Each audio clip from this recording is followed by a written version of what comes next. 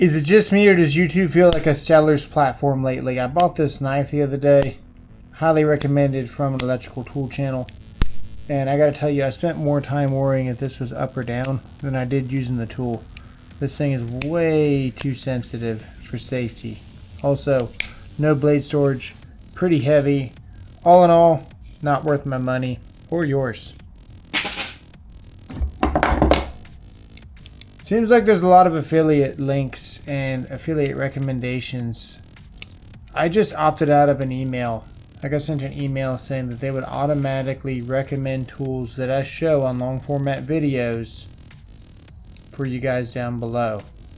I deleted that email. I'm not interested in that. I'm more interested in showing you guys what to look for. You guys make your own decisions. If you want to know what I have on this table, hit me up in the comments below. For example, levels. You want something with 30 degrees, minimum 30 degrees is very common. One of Klein's lighted levels, and now Klein is known for their electrical tools. Their own lighted level only has a 45 degree vial on it. Why? 30 is the most common. If you can, get a 30, a 22, and a 45. 45 is rarely done. It's just not done that often. Two 45s, that's 90 degrees. You can only put 360 degrees total in a bend of pipe. It's going to make it hard to pull wire through. Now, unfortunately, this is a hard one to recommend because it is a little bit cheaper than the other Klein toner. But I've got a good reason for it. When you turn this on, you're going to notice this light is always on. No matter, even if the tool is off, the light is still on. This isn't even active yet.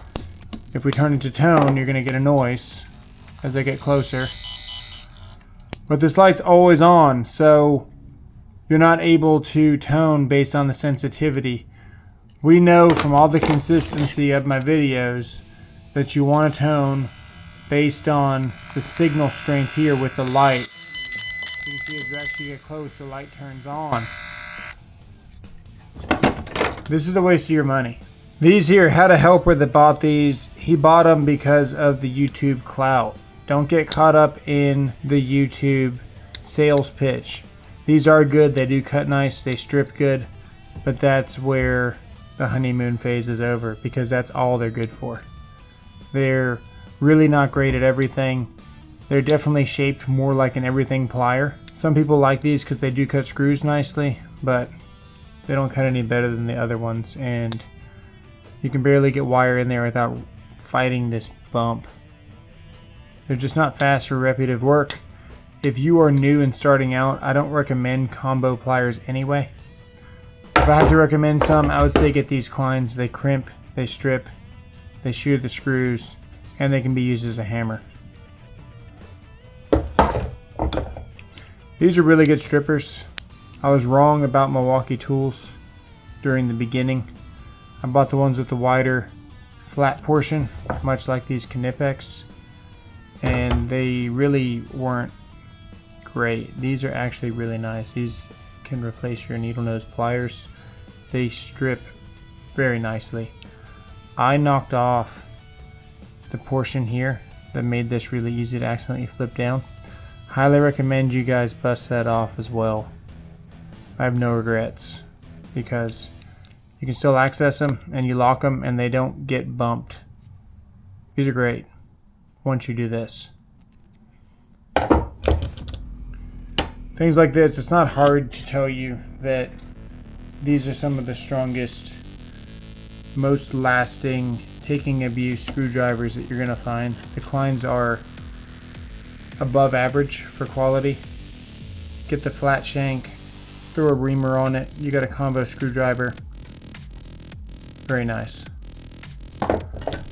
Can't recommend this one too much. It's okay, it's got good bit storage. You can pop this out, put it in your drill or driver, and it works great in a pinch, but not a must. The control screwdriver feature is kind of cool. You spin it in your hand like this. It's just okay, not a must. I think this is a must. 2-in-1, 1000 volt rated. The newer panels, the newer span panels, the older Federal Pacifics, if you're doing troubleshooting, things like that, gotta have a nice trim screwdriver there. And these were like iron. We beat them live, and they take abuse very well. Highly recommend this one, actually. I don't say that very often. This is pretty nice. It's lighter than its buddy. If you want to have a multi-combination nut driver, this is a really nice option, because you get 9/16 and 7/16, and it's hollow, so it reduces the weight. This is one of my favorite tape measures right now.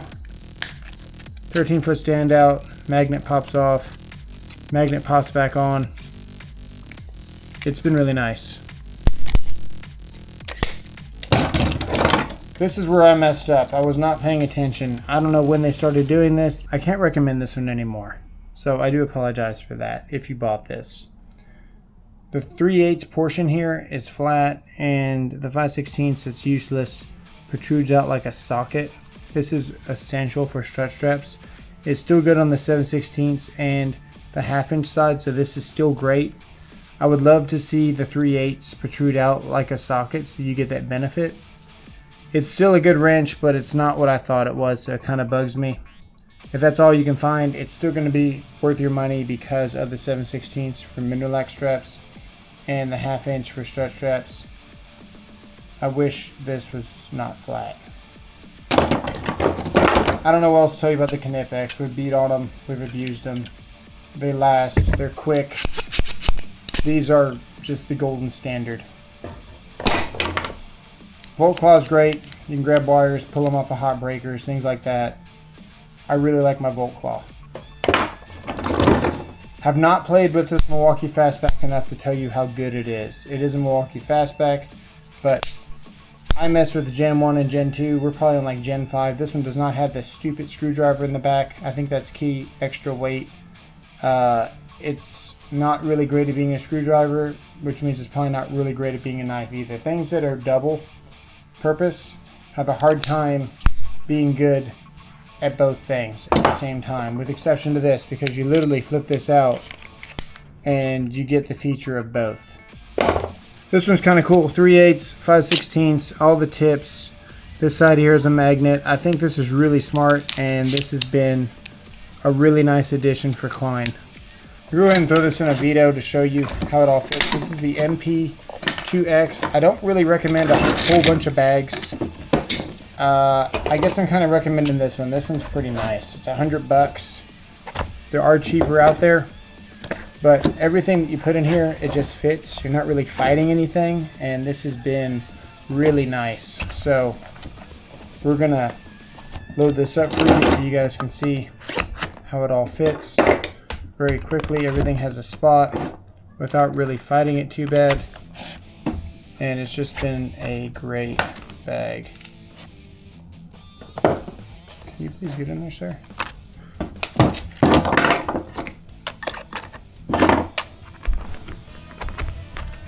There, that's the bare minimum that I'm going to carry. Throw the tape measure on there. Throw the Malco in there. You can get these Malcos from the plumbing aisle at Home Depot. I don't know why they're on the plumbing aisle, but they are. And yeah, that's where you find them at Home Depot, though, not just supply houses. Someone asked me the other day, can you put a multimeter in here? You absolutely can.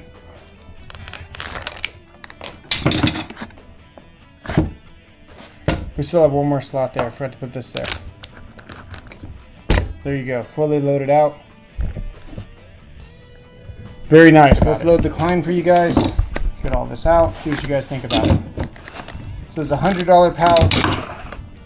You can see everything just kind of comes out of here very easily. Not really fighting it. One thing I like about the MP2X is that it's got two options to clip. It's got this for your belt, this for inside your waistband, and it has a kickstand.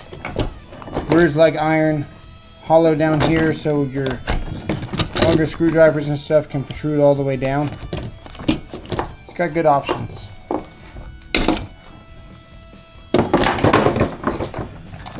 A Klein. Now we're doing this in one take. We'll see how it winds up looking, but this Klein here is $20. There we go.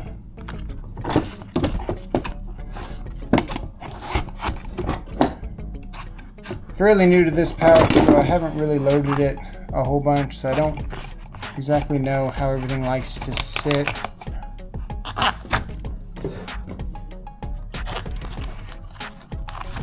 But quite a bit fits in this, and it's got the quick release, which has been pretty nice, honestly. It's not bad. The cant is kind of nice. Tape measure loop looks kind of cheesy, but it actually works fairly well because it keeps the tape measure low. One thing, it doesn't really have very good bit storage, so you'd have to find some kind of insert for this. This isn't really going to stay. It can fall out too, right out of the bottom there. But for $20, it does have quite a bit going for it for a quick go pouch. So I think that's where we're gonna end the video here. Let me know what you guys think in the comments below. Thanks for watching. We'll see you guys in the next one.